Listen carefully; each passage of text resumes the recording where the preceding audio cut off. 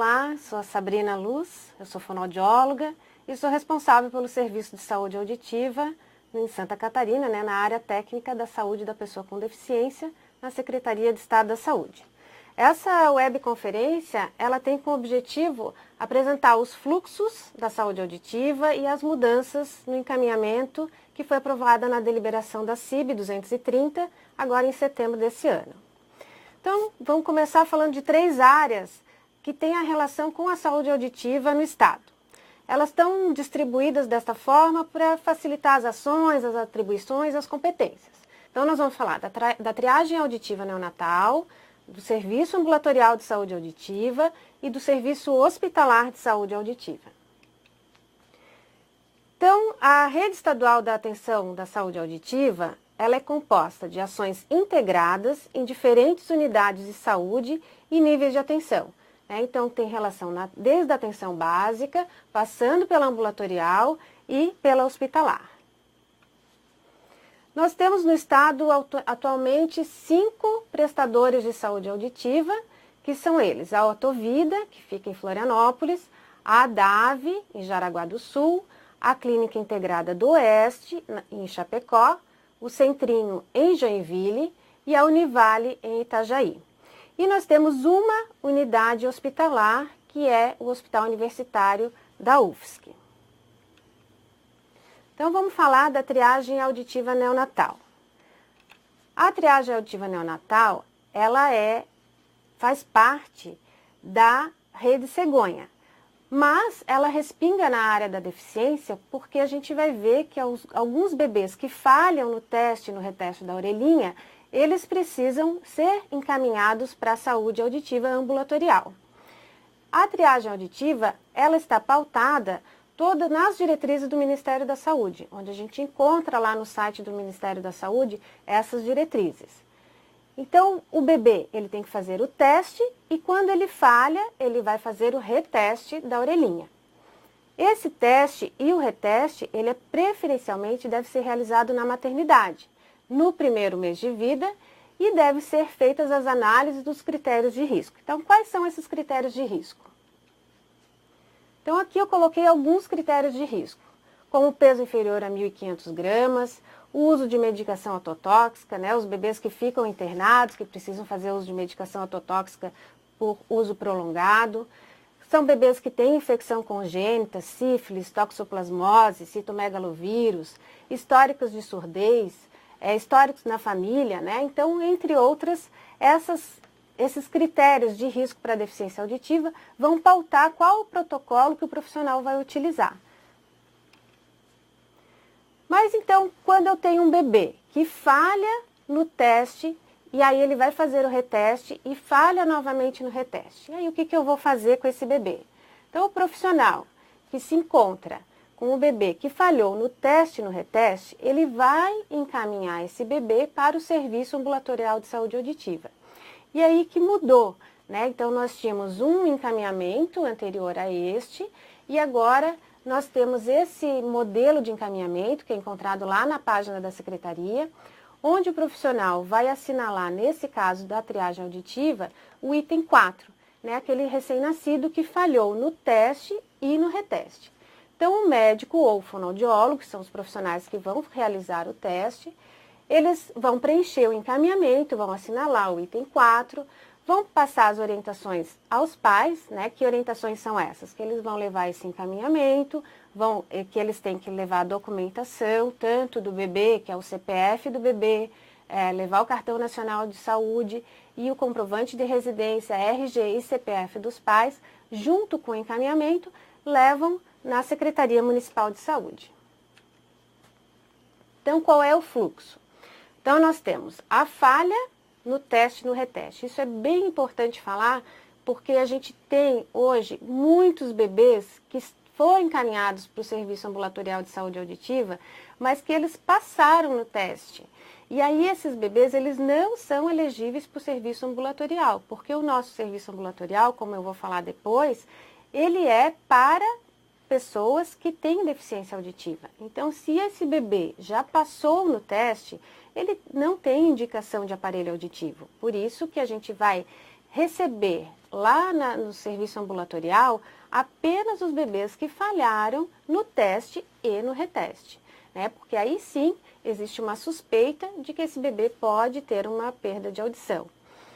Então, havendo a falha no teste e no reteste, o profissional vai preencher o encaminhamento, ele vai pedir que os pais levem este encaminhamento e a documentação na Secretaria Municipal de Saúde. A Secretaria Municipal de Saúde vai inserir no SISREG, no Sistema de Regulação, e aí essa regulação ela é feita pelo gestor e agendado para um prestador de saúde auditiva ambulatorial. Então aqui está a tela do SISREG, onde o procedimento ambulatorial que vai ser solicitado é avaliação para diagnóstico de deficiência auditiva, e vai selecionar, então vai indicar qual é o profissional, né, que solicitou, o CID. Nas observações, o que vai colocar nas observações? Isso é uma parte bem importante, porque a gente também tem recebido muitos encaminhamentos escritos. Criança precisa de aparelho auditivo, né? Ou outras informações que não são relevantes. Então, qual é a observação que deve ser posta aqui? Ele vai colocar item 4, porque o item 4 eu já sei que é o item que ele assinalou no encaminhamento. Então, ele vai pôr outras informações que foram relevantes nesse encaminhamento. O médico escreveu mais alguma coisa, justificou, o fonoaudiólogo escreveu mais alguma coisa que é importante, aqui que vocês vão colocar. E vão inserir esse bebê, mesmo que ele seja um bebê de risco, que já tenha diagnóstico, sempre vai inserir no SISREG como eletivo. E aí, depois de ser feita a regulação, que a gente vai analisar e, se for o caso, colocar ele como prioridade. Agora, falar um pouquinho do serviço ambulatorial de saúde auditiva. Então, aquele bebê, a gente já viu que é o bebê que falhou no teste e no reteste, que pode ir para o serviço ambulatorial. E o que mais? Então, são mais duas hipóteses, né? Então, quando eu tenho uma perda auditiva confirmada, então já realizou o exame de audiometria, eu já sei que esse paciente, que esse usuário tem perda de audição, ou então nos casos de suspeita de deficiência auditiva, né? Nos casos de suspeita de perda, eu tenho que, esse paciente ele tem que passar por um médico otorrinolaringologista ou por um fonoaudiólogo, né? Por que isso? Porque se eu tenho uma perda confirmada, eu posso, o médico lá da unidade básica vai olhar essa audiometria e vai ver que esse paciente teve a perda de audição e vai assinalar o item 1, 2 e 3. Então, ou o médico ou o fonoaudiólogo que recebeu esse usuário, viu que ele tem uma perda de audição, que essa audiometria deu alterada, ele vai assinalar o encaminhamento. No item 1, qual orelha que está com perda de audição? Direita, esquerda ou ambas? No item 2, qual é o resultado dessa audiometria? Ele vai transcrever o número, né, em 500, em 1000 Hz e 2000 Hz. Na orelha direita, qual foi o resultado? Na orelha esquerda, qual foi o resultado? Vai informar esses valores. E no item 3, ele vai escrever o laudo. Perda auditiva neurosensorial, perda auditiva condutiva, perda auditiva mista. O que foi escrito nesse resultado? Então, o médico ele vai transcrever essa audiometria desta forma, nos itens 1, 2 e 3. Se tiver mais alguma informação relevante, ele vai colocar no item 6, né? Então, é um paciente com meningite?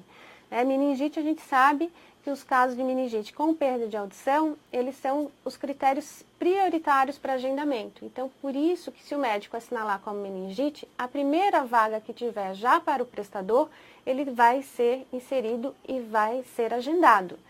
Então, quanto mais rápido fizer o diagnóstico na meningite, a gente sabe que mais rápido vai ser protetizado e muitas vezes não é nem a protetização. Esse paciente ele já vai direto para um implante coclear, que eu vou falar um pouquinho mais para frente. Bom, e nos casos de suspeita, né? Então, o paciente ele não fez a audiometria, mas ele chegou, esse usuário ele chegou no médico e o médico, durante a anamnese, ou o fonoaudiólogo durante a anamnese, observou que esse paciente ele tem uma suspeita de deficiência auditiva. Então, é importante que seja um serviço de otorrino ou de fono, porque na justificativa vai colocar qual o prejuízo dessa deficiência auditiva, qual é o prejuízo social. Então, ele vai descrever nessa justificativa, o paciente não consegue fazer uso do telefone, está com muita dificuldade para falar, está com muita dificuldade para ouvir as pessoas no seu entorno. Então, quais são as justificativas, tá? E também vai assinalar no item 6 se há mais alguma informação relevante. Então, nos casos de meningite, no caso de AVC, né, é importante colocar se é estudante, porque todas essas informações a gente colocou lá no encaminhamento, que são informações que vão dar prioridade para quando for inserido no CISREG, que a gente vai colocar como prioridade esse agendamento. Qual o fluxo? Fluxo muito parecido com o do teste da orelhinha, porque o paciente já tem o encaminhamento. Com o encaminhamento e a documentação, que é cópia do RG, cópia do CPF, cópia do cartão nacional e cópia do comprovante de residência, o resultado da audiometria, ele vai juntar essa documentação, vai levar na unidade dele, na Secretaria Municipal de Saúde, e a Secretaria Municipal vai inserir no CISREG. A maior parte dos nossos municípios em Santa Catarina é na Secretaria Municipal de Saúde, no TFD, né, no tratamento fora do domicílio, que eles levam essa documentação. Mas isso depende, tem alguns municípios que não é no TFD. Então, também tem que saber lá na Secretaria Municipal de Saúde onde deixar a documentação. Onde que ele vai agendar no CISREG? Lá na Secretaria Municipal, então, eles vão pegar, colocar no procedimento avaliação para diagnóstico para deficiência auditiva, nas observações. Então, aqui é um exemplo, né? Orelha direita e orelha esquerda, que foi o item 1 assinalado. Então, o usuário ele tem perda nas duas orelhas. No item 2, o que o médico ou fonoaudiólogo escreveu, né? Então, transcreveu lá 50, 55, 60, orelha esquerda 45, 45, 90. No item 3, o que foi assinalado? Perda auditiva neurosensorial. E esse caso, no item 6, é um paciente com meningite. Né? Então, quando esse encaminhamento chega para o regulador vai analisar e vai dizer, opa, é um paciente com meningite, então ele é super critério para ser atendido primeiro. Um exemplo 2, que no caso de suspeita de deficiência auditiva. Né? Então, o que ele vai colocar na observação? Vai pôr item 5, que foi o que foi assinalado. Uma justificativa, um exemplo. Paciente com comprometimento motor, não realizou audiometria, apresenta dificuldade em ouvir televisão. Então, ele colocou alguns dados que me indicam se ele é prioritário ou não no momento do agendamento. Bom, o objetivo do encaminhamento qual é? Então, um encaminhamento bem feito, a gente faz com que evite que a regulação devolva esses processos, pedindo que vocês coloquem mais dados. Então, não fica coloca mais dados, foi insuficiente, eu ainda não sei, porque o regulador ele precisa saber qual é o paciente, qual é o usuário que realmente tem mais necessidade do que o outro. Né? Então, por isso que é importante preencher o encaminhamento e preencher da forma correta. Quando esse usuário ele é agendado, então ele passou por toda a regulação e foi agendado. Chegou lá no prestador, ele vai fazer avaliação no Serviço Ambulatorial de Saúde Auditiva. Então, ele passa por uma equipe multiprofissional, ele vai ser atendido por um médico otorrino, vai fazer novamente avaliação auditiva, né? Principalmente porque às vezes essa avaliação ele já fez há muito tempo, então ele vai refazer todos os exames, passa pelo psicólogo, passa pelo assistente social e essa equipe, então, analisa se esse usuário, ele é candidato ou não a fazer uso de prótese auditiva, né? Que a gente chama de aparelho de amplificação sonora individual. Então, às vezes, a gente vê lá o nome AASI, né? Que é a sigla de aparelho de amplificação sonora individual. Então, quais são os passos que ele vai fazer lá no serviço? Ele vai fazer uma avaliação inicial com esses profissionais. Depois, havendo indicação para a ASE, para aparelho, 30 dias depois, ele recebe o aparelho ou os aparelhos, se ele for fazer uso bilateral. Depois de colocar o aparelho, ele vai retornar em 30 dias para o prestador, né? Por quê? Porque muitas vezes ele usou durante os 30 dias, mas ainda tem dúvidas, ainda não está bem adaptado, está sentindo alguma dor, algum desconforto, precisa fazer alguns ajustes. Isso fica muito a critério do prestador. Alguns prestadores funcionam desta forma, outros não, acabam agendando um outro momento para fazer essa revisão com o paciente. E depois do retorno dos 30 dias, ele vai fazer o retorno anualmente. Então, todo paciente do serviço ambulatorial que entra e que recebe aparelho auditivo deve fazer o seu retorno todo ano para fazer, né, fazer checagem, ver como é que está, se precisa fazer nova limpeza, saber como é que está esse uso desse aparelho. Tanto o retorno quanto o acompanhamento anual, eles não são inseridos lá no CISREG. A gente não precisa colocar essa avaliação lá. Essa avaliação, o paciente já sai com a data do prestador.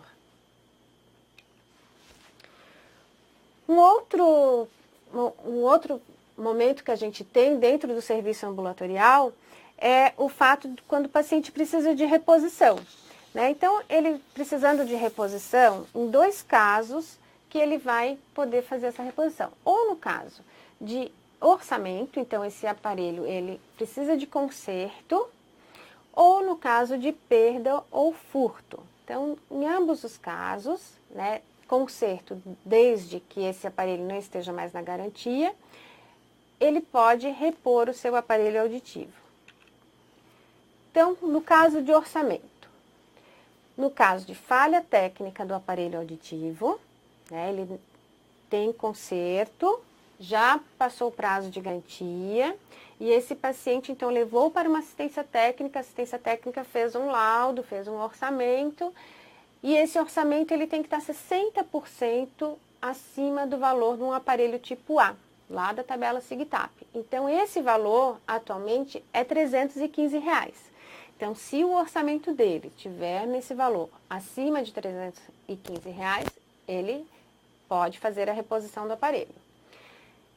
Eu preciso de um relatório da assistência técnica, né? Esse relatório ele tem que ser em papel timbrado, com o timbre, né, da empresa, saber quem que fez esse orçamento, ter colocado o modelo e o número de série do aparelho e o valor desse orçamento. E nos casos de perda ou furto, ele vai fazer um boletim de ocorrência. Nesse boletim de ocorrência é importante que esteja o número de série do aparelho auditivo que ele perdeu, tá? Então, por que a gente pede isso? Porque quando a gente faz a reposição, eu preciso que ele me indique que aquele aparelho que ele perdeu realmente foi o último aparelho que ele recebeu pelo SUS, né? Então, a gente tem alguns pacientes assim, que eles receberam lá em 2001, aí lá em 2005 perderam o aparelho, pediram reposição.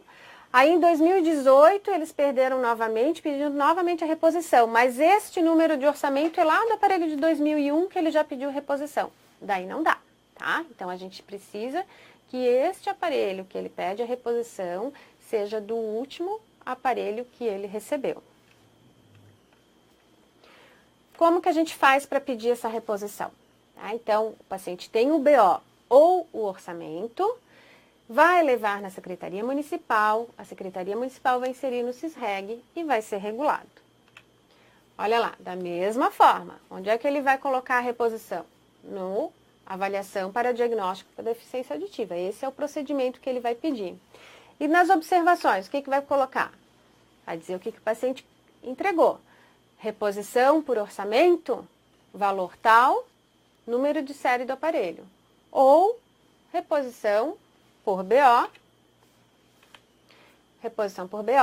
e aí ele vai indicar número de série do aparelho. Só isso. E aí vai ser, quando for agendado, a gente avisa para o município. Agora vamos passar para o serviço ambulatorial de saúde auditiva. Então, o serviço hospitalar de saúde auditiva, ele tem são dois procedimentos que são realizados no hospital: implante coclear e prótese auditiva ancorada no osso. Então, a prótese auditiva ancorada no osso e o implante coclear, eles são procedimentos que os pacientes já são usuários de aparelho auditivo, tá?